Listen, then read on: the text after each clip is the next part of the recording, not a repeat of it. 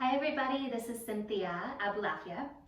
I am doing a series on the challenging postures here for yoga, which of course includes the arm balances, which we've done a lot of covering for, as well as inversions. And I actually wanted to go over some of those inversions today.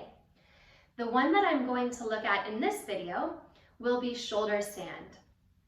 One of the great postures, and the wonderful teacher, BKS Iyengar, by far his favorite pose. He would say that this posture was the greatest gift that the yogis ever gave to humanity. So we know that our elder teachers really loved this shape. However, doing it safely is really important. So I'm going to show us ways to warm up for it. And I'm going to show you the way that I always practice it and teach it. Okay, so of course you need to be warm in so many different parts of the body. This comes at the end of practice. Make sure that your whole body is warmed up. But then when you get right into it and you're coming into that pose, I'm going to show you the first variation of warm up at the wall. So you can start in a Viparita Karani, or your legs up the wall. You're going to need a blanket or a towel for this practice. And if you want a blanket or a towel even here to support your hips, you can do that. If you don't need it, you don't need it. But I'd like you to just feel for your sitting bones dropping toward the earth and a kind of softening of your leg bones into your pelvis. So even Viparita Karani, legs up the wall, carries some of that energy of the shoulder stand.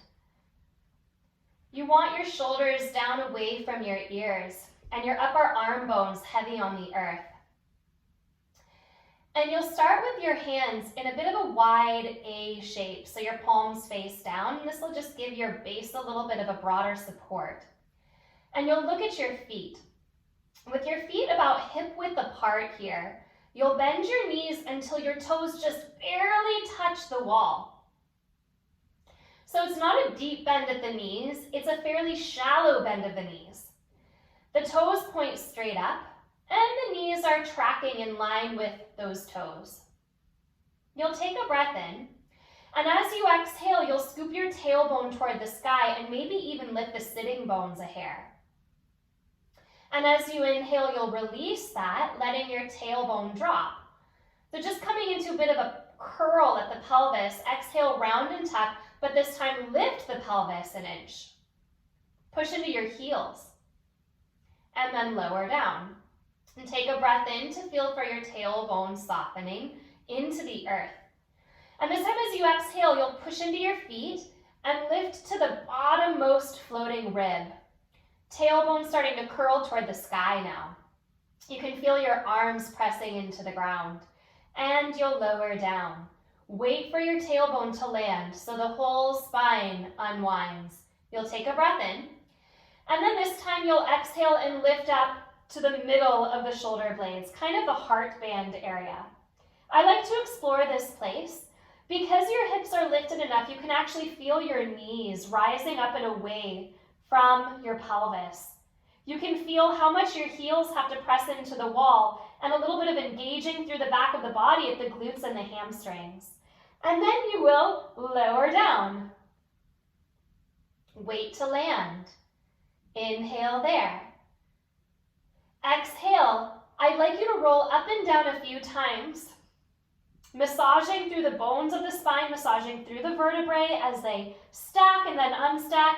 If you can come all the way up to your shoulders, you can do that. If it doesn't feel right to come all to your shoulders, just come to the back of the heart. Keep using those heels to slowly resist the lifting and the lowering.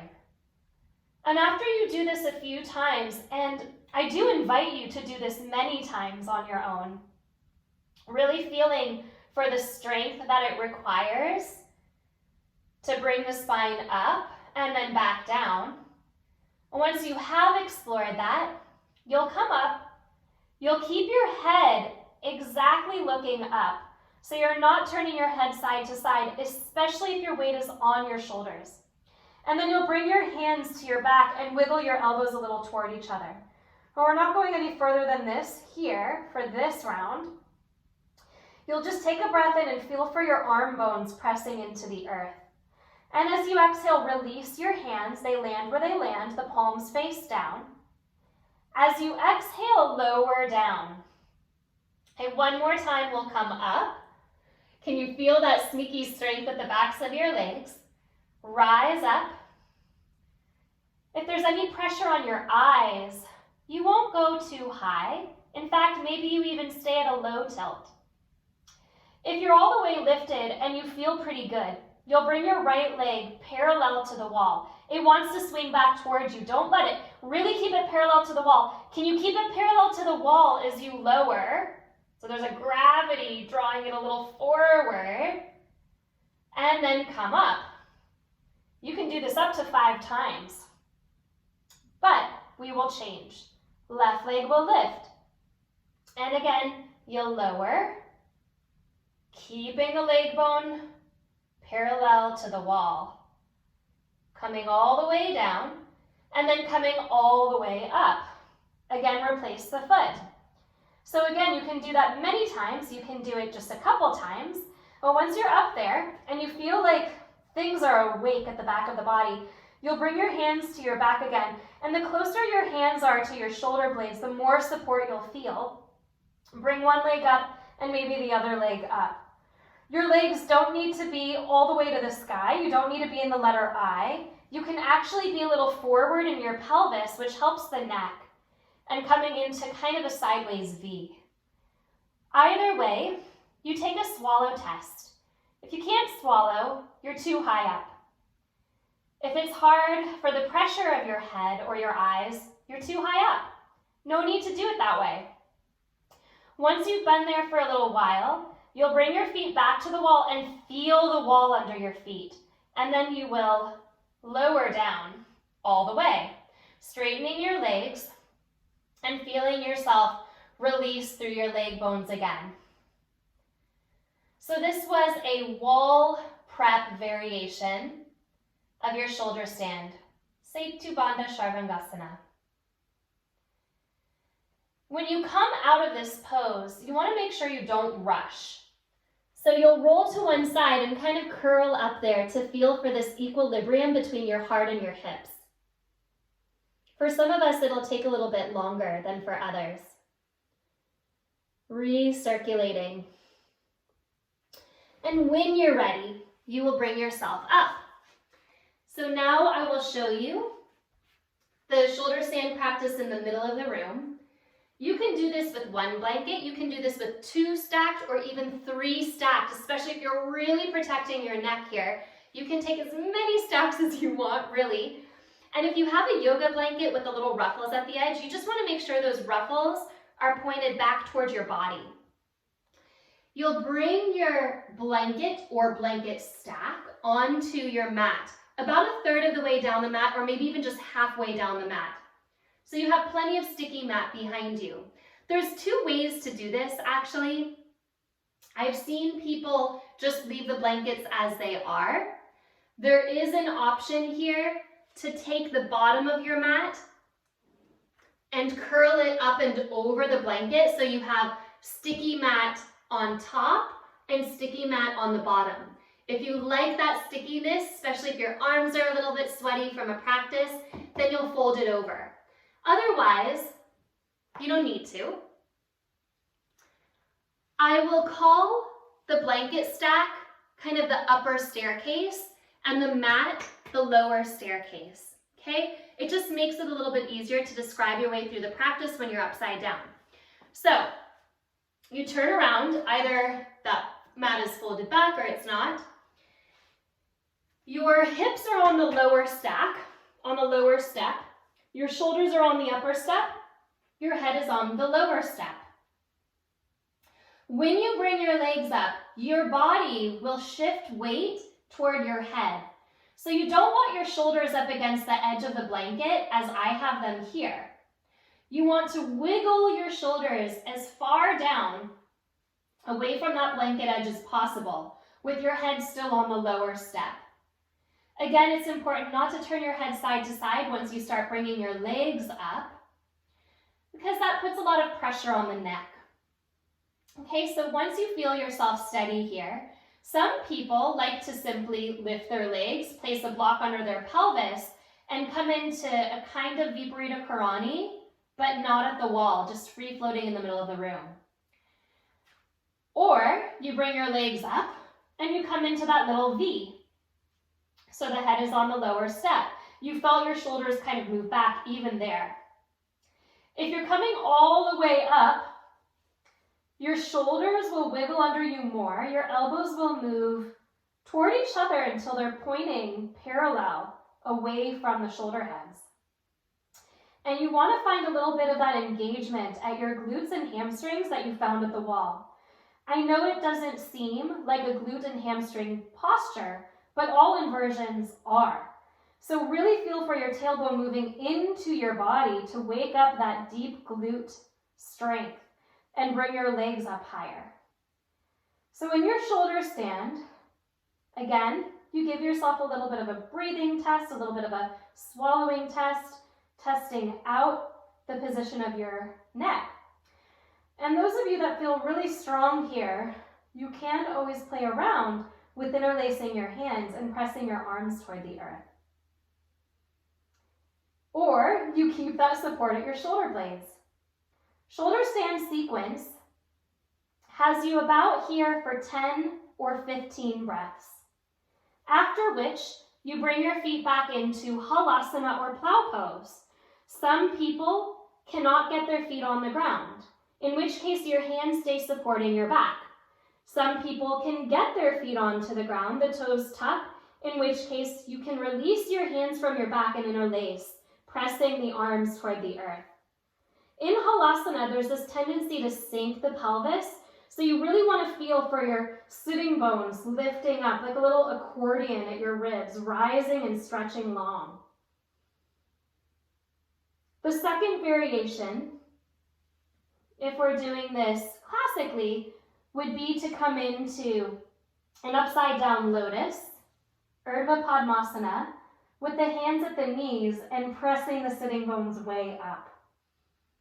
So this is usually not taught in a flow class, but this is an option. If you do this on one side, you make sure to do it on the other side. Opposite cross of the legs, hands at the knees, pressing sitting bones to the sky with the arms straight. You can feel a very deep Jalandhara Bandha here, throat lock. And of course, a lot of pelvis work there. And then from that, halasana, you'll bend your knees around your ears, coming into embryo pose or Karnapindasana. So you squeeze your knees even into the ears, as though you could close off your hearing. This whole sequence flows together. So rather than just a shoulder stand posture, it's really shoulder stand, halasana plow pose, Karnapindasana ear pressure pose, and the lowering down. I'm going to give us two variations to lower down and come out of this. The first one is a very gentle entry into the release, and that would be to wiggle yourself back toward the top of your head until your hips are on the upper step and the bottom tips of the shoulder blades just come to the edge of the blanket support and start to find the lower step. It doesn't feel like a big back bend, but it's a wonderful release and kind of like a halfway point, a transition into Matsyasana. So actually you are starting to feel that Matsyasana, that fish pose shape in the heart. And then to come into a much deeper Matsyasana, I'm going to show you my favorite variation, which is without the pressure of the head on the ground. Classically, the head is on the ground. I will show you that in a moment. But the first option would be just to work your elbows in toward each other on the blanket or off the blanket. You could remove it at this point. That's up to you. And then let your head tip back. So this is the one that I usually practice for myself because there's no weight at the top of the head and you can release the throat and everything you did in your shoulder stand. The next variation here of Matsyasana is a little bit deeper. You get your forearms down and under your shoulders. You pause to set yourself up, and then you start to walk your head toward the ground. So, of course, you have a lot of weight on your head now, right? Your hands can stay on the ground if you want to. Your feet can stay on the ground if you want to. Or you can start to take your legs forward on a diagonal. And the full pose has your hands in prayer on the diagonal as well. Arms and legs matching each other, pressing up and away.